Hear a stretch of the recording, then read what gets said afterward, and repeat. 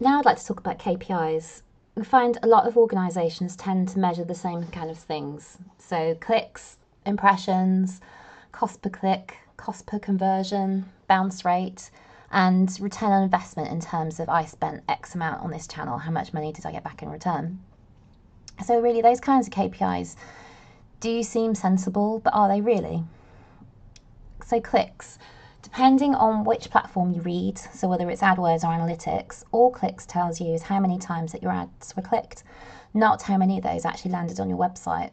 So AdWords will dedupe clicks, so where people have been double clicking or competitors or bots are being fraudulent and inflating your clicks, but the full amount of clicks will still show in Analytics. So sessions will actually give you a better idea of what traffic is being driven to your site. So impressions, this is the number of times that your ads have showed, but this fluctuates all the time depending on seasonality, competition, and even what's happening in the media. A more useful KPI would be impression share. So impression share is the percentage of impressions that you were showing versus your competitors, and this will allow for fluctuations. Cost per acquisition, this should not be measured at an account level, and this is what I see it most frequently reported as. Unless all your goods or services are all cost the same, all have the same margin and the lifetime value. And that's probably true for a very tiny minority of organisations. Instead, if you must report CPA, then make sure that your campaigns have individual CPA and budget targets, which also take into account lifetime value. So bounce rate. I get asked so frequently, what is a high bounce rate? And there is no correct answer here. I don't think the industry benchmarks are a good indicator. Bounce rates are completely individual to a business in terms of the type of visitor that they're attracting, the buying life cycle, the landing page, the marketing message. There's just too many factors to make it a good key performance indicator. I'm not saying don't ever use it. It's really useful to use within managing an AdWords account.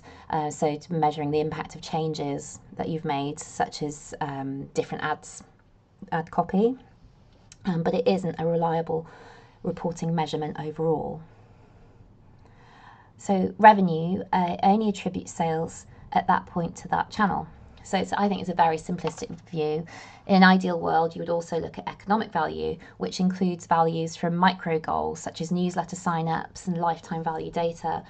I appreciate that that's really going to be into the realms of big data, but it is still a consideration when looking how well AdWords is working for your business. So conversion rate. I often see a single figure conversion rate, which can be meaningless. So brand campaigns are going to convert at a much higher rate than non-brand campaigns. Different goals are going to have different conversion rates and value to the business. Return on investment. So this is an important metric, but it's also got a bigger picture. It's most commonly reported as this is my campaign spent this much and it made this much revenue.